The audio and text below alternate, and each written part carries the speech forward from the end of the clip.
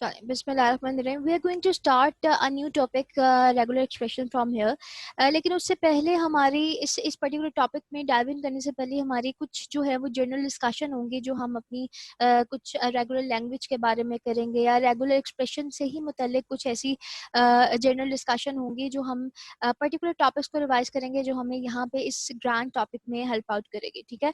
So if I go on my particular whiteboard, तो over here I have a simple state diagram. ठीक है. और we knew कि हमारा जो मेन टॉपिक है वो हम किस पे बात करते हैं, अपनी हमारी इम्पोर्टेंस जो है वो हमारी अपनी रेगुलर लैंग्वेज के ऊपर है. ठीक है. हमने ये पहले भी देखा है कि हम रेगुलर लैंग्वेज के ऊपर कॉन्सेप्ट को फोकस कर रहे हैं, एंड वी अल्टीमेटली न्यू कि एक रेगुलर लैंग्वेज जो है उसका अगेंस्ट हमेशा एक आपकी रेगुलर ग्रामर होती है. ठीक है. एक रेगुलर ग्रामर से ही बेसिकली आपकी रेगुलर लैंग्वेज जो है वो क्रिएट होती है. लेकिन अभी हमने रेगुलर ग्रामर के ऊपर बात नहीं की है, हमने रेगुलर लैंग्वेज देखा है और हमने कहा कि वो लैंग्वेजेस जो हैं वो तमाम क्या हैं, आपकी रेगुलर लैंग्वेज है, जिसके बारे में हमने बात की कि भाई इसकी तो क्या बन सकती है, इसकी आपकी एक स्टेट डायग्राम, यानी कि आप सिंपली कह दो कि आपका एफ क्रिएट हो सकता है. ठीक है. और हमने क्या बात की कि इसकी, मैंने आपको लास्ट टाइम बताया था कि इससे हम क्या बना सकें, एक रेगुलर एक्सप्रेशन को क्रिएट कर सकें. ठीक है ना. एक चीज का बात आपको मैंने लास्ट टाइम भी बताई थी कि एनी पर्टिकुलर रेगुलर लैंग्वेज, हम किसी भी लैंग्वेज कुड बी एनीथिंग. ठीक है ना. लैंग्वेज हम किसी भी लैंग्वेज को ये देख के बता सकते हैं कि मेरी लैंग्वेज जो है वो रेगुलर है या नहीं है. ये इटसेल्फ एक टॉपिक है जिस पर हमने लास्ट टाइम बात की थी. तो लैंग्वेज अगर रेगुलर है तो एक लैंग्वेज तब भी रेगुलर होगी. एक सिंपल सी चीज मैंने आपको बताई थी, अगर हम उसके अगेंस्ट उसके लिए कोई फाइनाइट स्टेट मशीन बना सकें जो उसको क्या करे, रिकॉग्नाइज करे. We have already knew that thing. ठीक है. और एक पर्टिकुलर लैंग्वेज जो है रेगुलर कब होगी, अगर हम उसके अगेंस्ट उसका एक्सप्रेशन क्रिएट कर सकें. ठीक है. तो we already knew that particular story कि हमने जो है वो मिनिमल डीएफए बनाने की हम बात करते थे. मिनिमल डीएफए नहीं है हमारे पास तो हम डीएफए कहते थे. डीएफए अगर हमारे पास नहीं है तो हमारे पास एनएफए होगा. एनएफए अगर हमारे पास नहीं है तो हमारे पास एप्सिलॉन एनएफए होगा. एप्सिलॉन एनएफए नहीं है हमारे पास तो हमारे पास जो है वो क्या होगा, एक्सप्रेशन तो हमारे पास लाजमी होगी ही होगी. ठीक है. So there are some kind of very simple rules. Once आपको रेगुलर एक्सप्रेशन की समझ आ जाए तो आप कहोगे कि हमें एफ ए छोड़ो, हम सिर्फ रेगुलर एक्सप्रेशन ही बनाना शुरू कर दें. ठीक है ना. तो ये जितना इजी चला जाएगा आप लोगों के लिए उतना ही ये इंपॉर्टेंट भी है. तो रेगुलर एक्सप्रेशन का टॉपिक नहायत इंपॉर्टेंट है. ठीक है. In your automata theory. So ultimately any language would be recognised as a regular if it is going to be accepted और recognised by the finite state machine. और हम किसी language को रेगुलर नहीं कहेंगे तो फिर अगर अगर ऐसी लैंग्वेज जिनका एफ ए बन सकता है, जिनका आर ई बन सकता है, उनको हम रेगुलर कहते हैं. तो फिर रेगुलर इरेगुलर लैंग्वेज कौन सी है, या फिर वो लैंग्वेजेस कौन सी हैं जो कि रेगुलर नहीं है. तो लैंग्वेजेस, ऐसी लैंग्वेजेस जो कि जिनका फाइनाइट स्टेट मशीन या फाइनाइट ऑटोमेटा नहीं बन सकता, उनको हम सिंपली क्या कहेंगे कि ये मेरी क्या है, इरेगुलर लैंग्वेज है या फिर रेगुलर लैंग्वेजेस नहीं है. और दूसरा इंपॉर्टेंट पॉइंट आपको पता होना चाहिए कि ऐसी लैंग्वेजेस जिन्हें मेमोरी, यानी कि अपने आप को प्रोसीड करने के लिए या फिर जिनको एफ बनाने के लिए हमें मेमोरी रिक्वायर होती है. ठीक है ना. तो वो सारी लैंग्वेजेस जो होती हैं वो क्या कंसीडर की जाती हैं, इरेगुलर लैंग्वेज कंसीडर की जाती हैं. Why? Because you need to know that thing कि हमारा जो FSM है, हमने अपने पहले लेक्चर से हम ये बात करते हुए आ रहे हैं कि हमारा जो फाइनाइट स्टेट मशीन है, फाइनाइट ऑटोमेटा है, उसमें बेसिकली मेमोरी नहीं है. या अगर आपको कहो कि लिमिटेड मेमोरी है, या अगर मैं कहूँ कि उसकी मेमोरी है ही नहीं, तो ये बिल्कुल ठीक होगा. क्यों? क्योंकि वो सिर्फ और सिर्फ जो है वो अपना ऑर्डर किसी तरीके से याद रखता है. किस वे में हम कहते हैं कि ऑर्डर कैसे याद रखता है, बाय चेंजिंग द स्टेट्स. ये हमने पहले भी इस चीज की डिस्कशन की हुई है. ठीक है. So basically if I am going to say this thing कि जो इरेगुलर लैंग्वेज है उसमें नंबर 1 पॉइंट वुड बी कि आपकी कौन सी लैंग्वेज जो है वो रेगुलर नहीं होंगी, ऐसी languages which are not going to recognise by your finite state machine. And number 2 which requires memory. ठीक है. और why we can't handle this particular point with our current finite automata structure. क्यों? क्योंकि हमारी जो FSM की memory है वो बहुत लिमिटेड है या बिल्कुल है ही नहीं. एंड इट कैन नॉट, ध्यान से सुनना, इट कैन नॉट स्टोर और काउंट योर स्ट्रिंग्स. ठीक है. वो कुछ रखवा नहीं सकता, कुछ सेव नहीं करवा सकता. It can not count your string. Counting method जो है वो इसमें प्रॉपरली नहीं हो सकता. ठीक है. अच्छा, बाज जगह पे आप ये देखोगे कि हो ही नहीं सकता और बाज जगह पे हमारे पॉइंट्स जो है वो थोड़े से डिफर करेंगे, जिसको मैं एक्सप्लेन आपको लोगों को कुछ ऐसे करूं कि देखो सीक्वेंस टैकल करना इजी है, ठीक है। समहाउ हमने फाइनाइट स्टेट मशीन हमने जितनी अभी तक बनाई है, हम ये देखते हैं कि अच्छा पहले क्या आए, पहले ए आए, उसके बाद क्या आए, फिर बी आए। स्टार्टिंग इसकी कुछ ऐसी होनी चाहिए या एंडिंग इसकी कुछ ऐसी होनी चाहिए जिसमें हमारे पास जो है वो ए आए या ए से शुरू हो और ए पे खत्म हो, या बी से शुरू हो बी पे खत्म हो, ठीक है। सो सीक्वेंस टैकल करना इजी है, ठीक है। लेकिन कितने नंबर ऑफ एज और कितने नंबर ऑफ बीज यहाँ पर आएंगे, अगर हम यहाँ पर भी, मैं यहाँ पर दो आपके सामने सेट बिल्डर नोटेशन लिखूंगी जो आपको डिफर करने में बड़ी आसानी हो जाएगी। उसके बाद आपको पता लग जाएगा कि ओ दीज आर द मेथड जिसको हम क्या करेंगे, ये लैंग्वेजेस रेगुलर होंगी, और दीज आर द मेथड जिसको देखते हुए हम कहेंगे कि ये लैंग्वेज मेरी क्या होंगी, इरेगुलर होंगी, ठीक है। तो एक बात याद रखें, बस इतना पॉइंट हम लेकर चल रहे हैं, हमने अभी तक जो डिस्कशन इतनी लंबी कर दी है, उससे हम सिर्फ इतना पॉइंट लेकर चल रहे हैं कि languages would be considered as regular, जिनके लिए हम क्या बना सकते हैं, फाइनाइट ऑटोमेटा बना सकते हैं, और जिनके लिए हम क्या बना सकते हैं, रेगुलर एक्सप्रेशंस क्रिएट कर सकते हैं। Dark languages would be considered as regular languages, but the languages that are not regular and also called the irregular languages would be like that, जिसमें हमारे पास कोई भी फाइनाइट ऑटोमेटा जिसके लिए हम ना बना पाए, और जिनको मेमोरी रिक्वायर हो। मेमोरी कब रिक्वायर होती है, जब हमें इनफाइनाइट काउंटिंग या इनफाइनाइट कंपैरिजंस करने पड़े। क्यों? क्योंकि हमारी फाइनाइट ऑटोमेटा का नाम ही क्या है, फाइनाइट, विच मींस कि वो फाइनाइट स्टेट्स को, फाइनाइट सिंबल्स को हैंडल कर सकता है, इनफाइनाइट को हैंडल नहीं कर सकता। तो जब हम, जो आपकी काउंटिंग है, जो आपकी कंपैरिजन है, अगर तो वो फाइनाइट है तो तब तो ओके, लेकिन अगर वो इनफाइनाइट चले जाएंगे तो हम उनको फाइनाइट ऑटोमेटा के साथ टैकल नहीं कर सकते। और ऐसी लैंग्वेजेस को हम ये नहीं कहेंगे कि ये तो कोई लैंग्वेज नहीं, हम ऐसी लैंग्वेजेस को क्या कहेंगे, इरेगुलर लैंग्वेज। क्यों? क्योंकि ना तो हम उसका फाइनाइट ऑटोमेटा जनरेट कर सकते हैं, ना हम उसका आर लिख सकते हैं। एंड ऑल दोज लैंग्वेजेस जिनके लिए हम कह रहे हैं कि अभी तक हम किन पे काम करते हुए आ रहे हैं, रेगुलर लैंग्वेजेस पे काम करते हुए आ रहे हैं। और उनको हमने क्यों रेगुलर लैंग्वेजेस कहा, क्यों? क्योंकि उनके हमने तमाम प्रूव किया। अगर कोई भी लैंग्वेज आपको मिल जाए और वो पूछा जाए कि भी ये रेगुलर है या नहीं, तो आप ये देखो कि क्या आप उसका फाइनाइट ऑटोमेटा बना सकते हो, anything, your epsilon NFA, your NFA, your DFA, your minimise DFA, anything, आप इनमें से कोई भी चीज बना सकते हो। तो you have proved that thing कि yes this language is regular, ठीक है। और इनफैक्ट अब हम क्या सीखने जा रहे हैं, रेगुलर एक्सप्रेशन लिखने सीखने जा रहे हैं। तो अब हम हर चीज में ये कहेंगे कि okay, now now if you want to check this language is a regular, तो just check can we make the expression out of it or not. Okay, so this was the whole discussion. सो अगर आप इस particular state diagram को देखें तो ये complete नहीं है। अगर हम इसको कंप्लीट ना भी करें तो इसको देखते ही हमें ये पता लग जाएगा कि ये किस पर्टिकुलर चीज को हैंडल कर रही है, that is going to handle A static and B static. In our previous video I already told you the expression, the meaning of these things, ठीक है। किस वे में मैं एक्सप्रेशन लिखती हूँ कि any count of A and any count of B it could handle, ठीक है। सो जितने भी ए आने हैं वो आ जाए, जितने भी बी आने हैं वो आ सकते हैं, और एट द एंड ये बी पे एंड हो रहा है तो it is going to accept on B, ठीक है। लेकिन इसका क्या चीज इंपॉर्टेंट है यहाँ पे हमारा ऑर्डर बहुत इंपॉर्टेंट होता है, और ऑर्डर हम बड़े आराम से अपने फाइनाइट ऑटोमेटा में टैकल कर सकते हैं, ठीक है। रिमेंबर, क्या जितने मर्जी मेरे यहाँ पर ए आ रहे हैं, और once I go towards this thing, there is no way कि I am going to accept the a string again, ठीक है। So it is going to accept only दो स्ट्रिंग जो कि इस एक्सप्रेशन से मैच करती होंगी, A static and B static, ठीक है। Let me write a set builder notation over here of one particular thing. So I have made two set builder notations over here. तो अगर हम इसको अपने वे में ध्यान से देखें तो हमारे पास जो पहली चीज है ओवर here यहाँ पर आ रही है, तो ये कैसी लैंग्वेज कंसीडर कर रही है।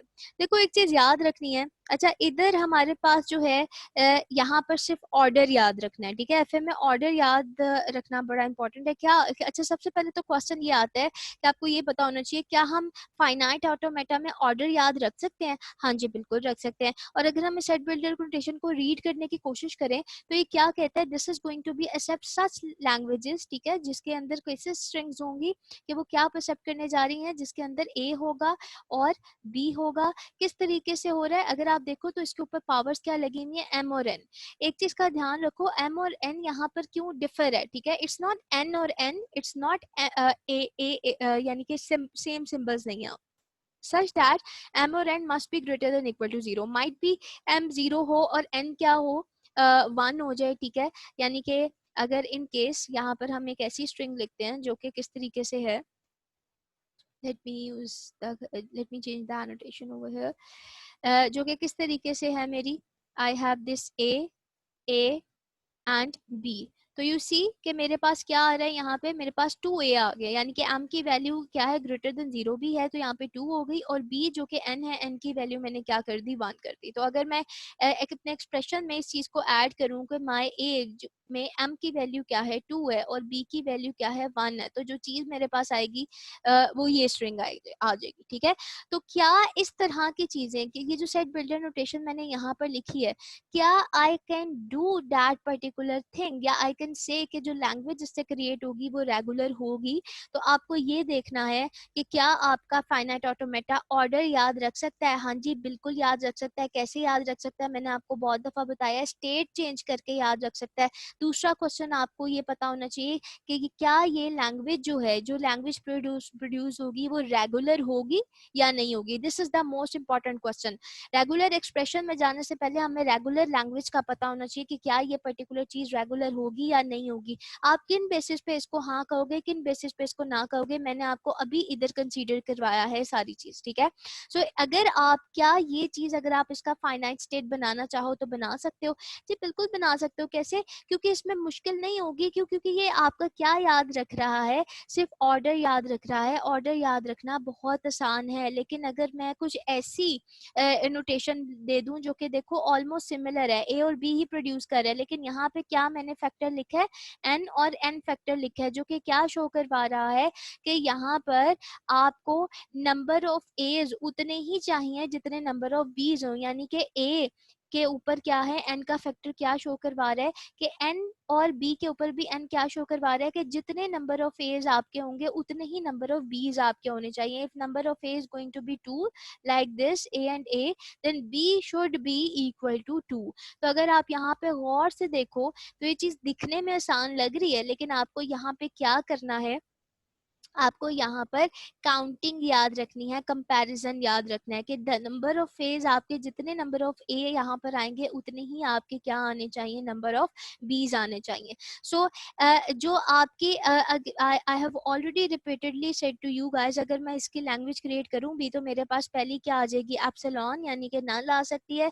दूसरा ए बी वैल्यू ये सेट कर सकता है, स्मॉलेस्ट वन। इसके अलावा ये क्या सेट कर सकता है, डबल ए डबल बी ये सेट कर सकता है, एंड अप टू सोन जा रहा है इनफाइनाइटली। ठीक है, क्या इससे पहले हमारी लैंग्वेजेस इनफाइनाइटली नहीं गई, बिल्कुल गई हैं, लेकिन उसमें और इसमें फर्क क्या है। अगर मैं इस लैंग्वेज को बनाऊं, ठीक है, इस लैंग्वेज को कंसीडर करूं, तो यू नो डैट कि ये आपके एप्सिलॉन है, it could be simple A, it could be simple B, it could be A and B. ठीक है, you know, and up to so on infinite, both languages are infinite, but this particular thing is going to be said as regular language. Why, क्योंकि इसका F हम बड़े आराम से बना सकते हैं despite of having infinite strings.